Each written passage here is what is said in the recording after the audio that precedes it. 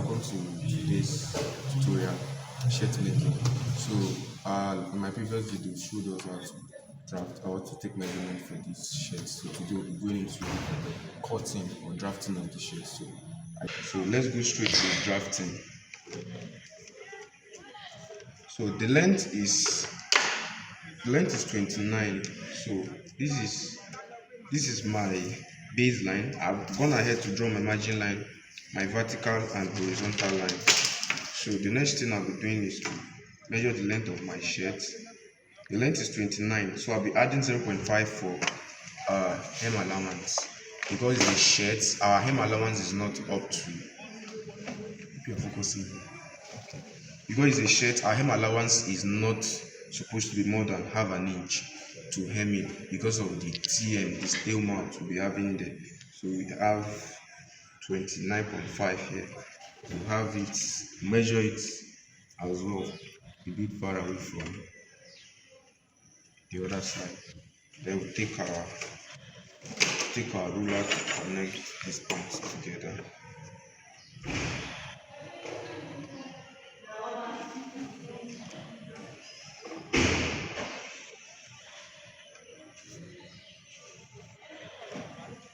So we connect like so. So after taking the length measurements, now we need to mark our placket allowance of 2 inch. We come to the side line here, which is the horizontal line. Mark our 2 inch for placket allowance. We'll mark it all the way down because our measurement is not starting from the baseline, so we need to create a button stand. So we're going ahead to mark the 2 inch all the way down. So we'll be connecting them together like so.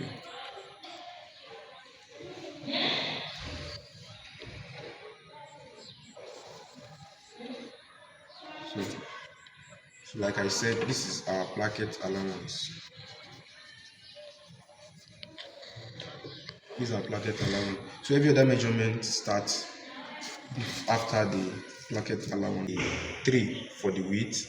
Then the depth, we use 2.4. So once we are done with this, we connect with our curve. So you see that the width of the neck is wider than the depth. So it's intentional. So once you have it like so, the next thing you want to do is to get your shoulder divided by 2. You can see we are starting all our measurement after this 2 inch line. So you get your shoulder divided by 2. Our shoulder here is 18. 18 divided by 2 is 9, plus half an inch for seam allowance is 9.5. So we have our 9.5 here like this. So now for the shoulder slope, because our shoulder is not straight, I use 2.5 for my shoulder slope. 2.5. You can use 2 and you can use as much as you want, but you don't want it to be straight actually. You don't want it to be straight. Measure the 19. 19 divided by 2 is 9.5. So this is the 9.5. So you mark it. You mark it all the way like this. So you roll it across.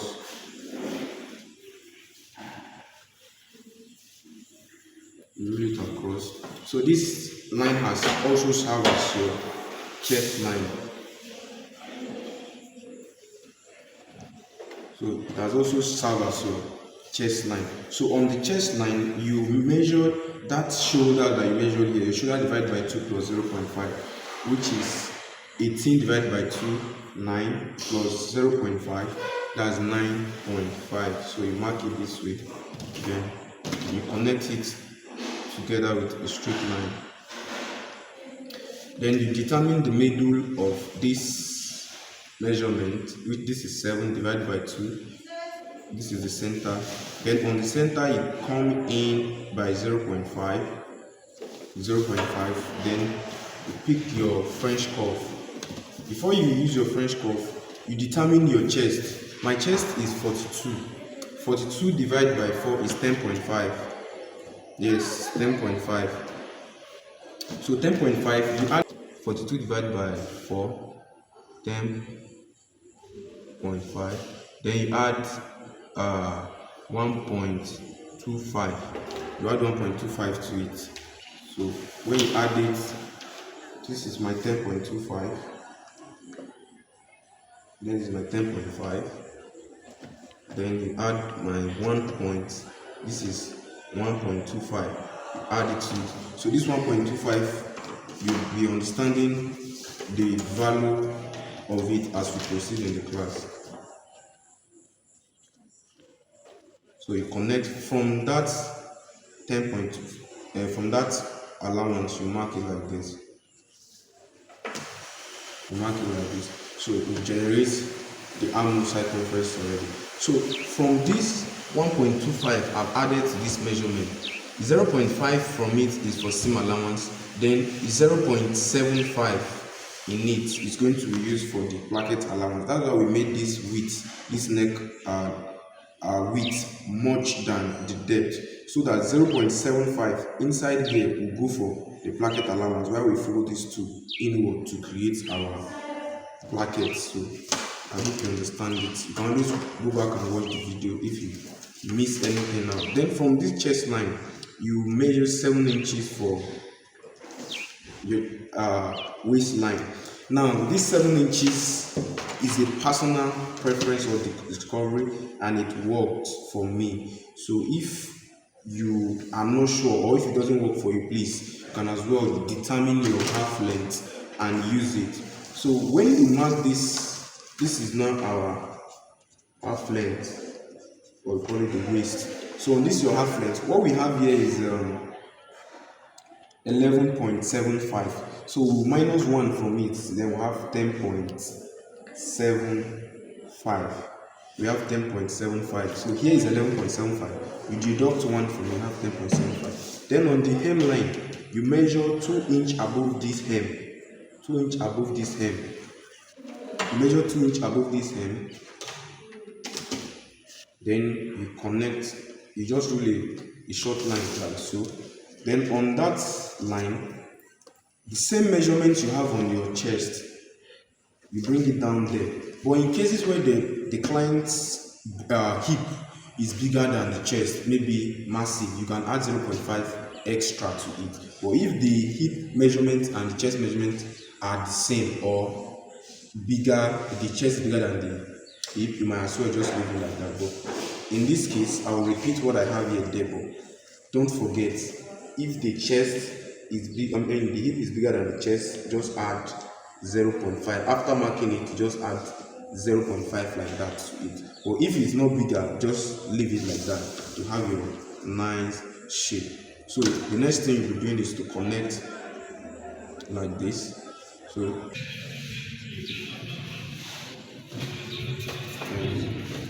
turn the curve like this.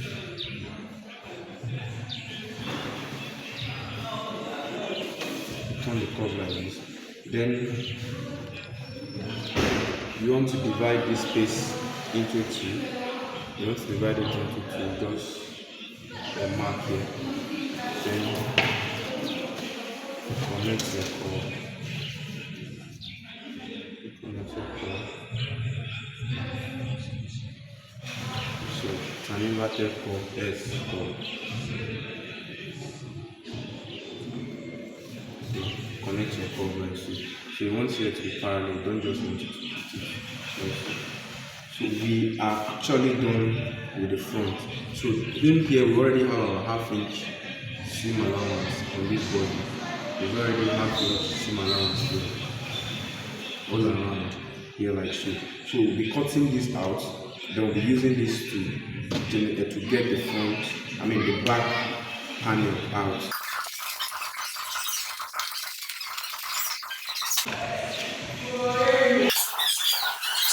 So we are done cutting the front out. This is the front block. So this is the front block. So we'll be cutting the back. So to cut the back, now we are going to be cutting the back and the yoke after this, then the sleeve. So now we are going to be cutting the back next. So you see that I marked 0.75 inward. I was explaining this the other time. So 0.75 inward. 0.75 inward. So this space I've marked here is actually for the bracket stand that holds the button. So when we are done, we'll be having buttons here like this. On that point, we're having buttons like that. So that is why we have gone to add SS to the neck width so that we can have the 0.75 taken in for the button stand. So also the neck point where the front is going to be starting from is going to be starting 2.5 lower than this. So you remember that we use 2.5 for the shoulder slope, 2.5 for the shoulder slope of this one. So we'll be using that 2.5 to begin our our back block. So 2.5 for this one. So make sure it's 0.7 here. Make sure the 0.7 is also staying here. Then 2.5 line here like this. Then I'll go ahead and pin it. So the back is 2.5 shorter than the front. 2.5 shorter than the front.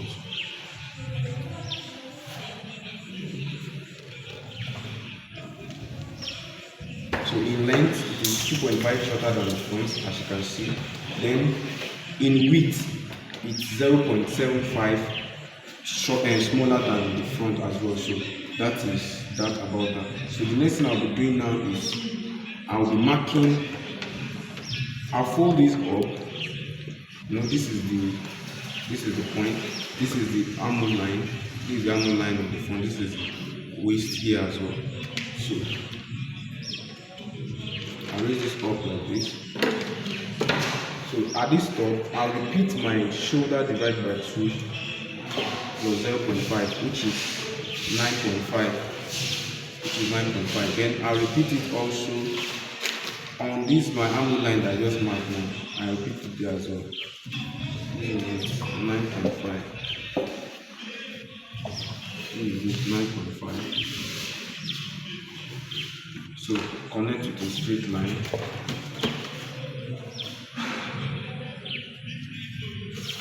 So you can see the armholes cannot be on the same line anymore because of the shift.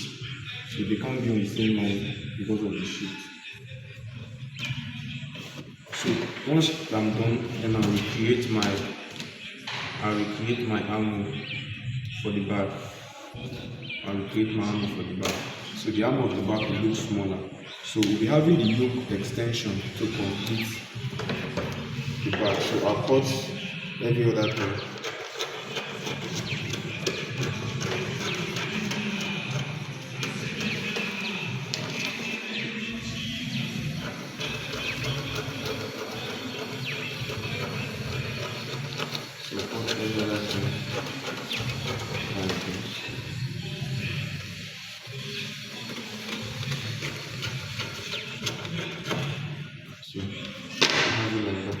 Then for the back,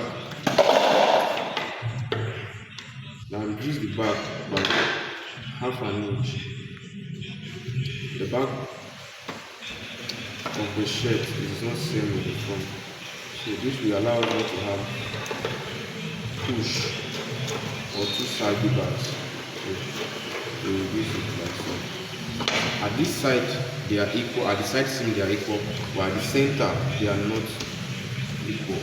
So we are done with the back. So take off my thing, what the back looks like now that we are done. This is the back. This is the back. This is the front. This is the back. This is the front.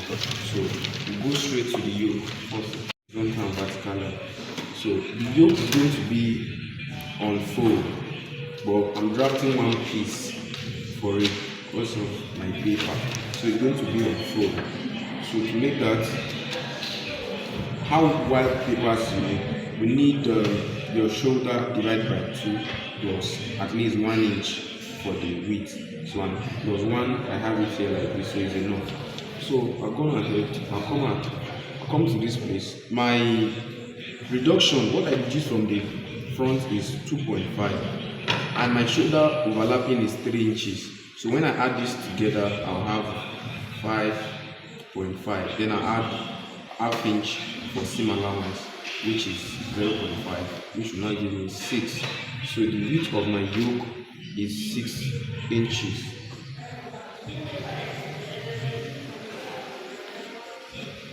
The width of my yoke is 6 inches. So if you had reduced more than 2.5, trust me, you want to add your shoulder overlapping to it. And if you are overlapping less than this, whatever you're overlapping with, you can always add it. So this is just a general stuff.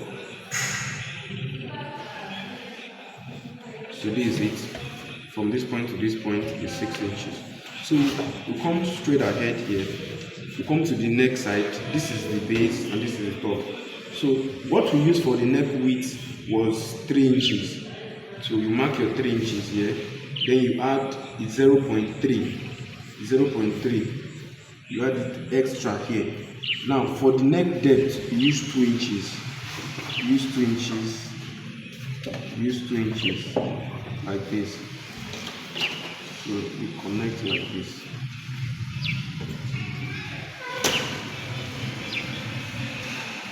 You connect your cord like this. So this is the actual neck width. So we added 0.3 inches. So when you are sewing, you would know why this 3 inches and 0.3 is there. Then you measure your shoulder. Your shoulder divided by 2 is 9 plus 0.5 is 9.5. So you have it here. Then you go down your shoulder slope. By 2 inches. You minus 0.5 from the one you use at the front. So this is the 2 inches. Then you create your slope. Make sure it's 9.5. So you connect. So now that you are done connecting, you mark the same 9.5 here. So you have a straight line.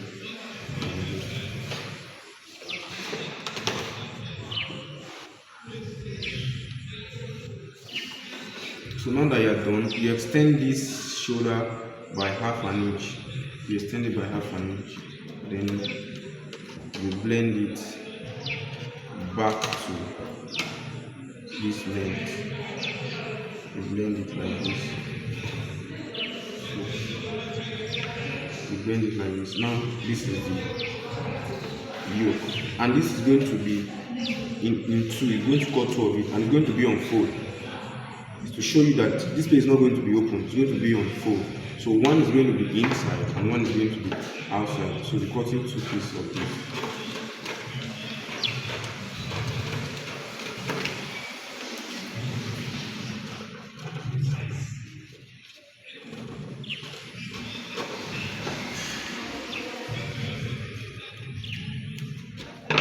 So this is the green line, your yoke direction. This is the green line of the yoke direction. So the yoke line is green on this green.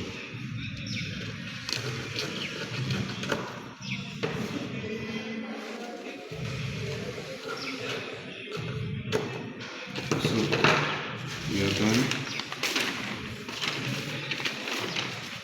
This is the back, the front, and the yoke. This is the front, the back, and the yoke.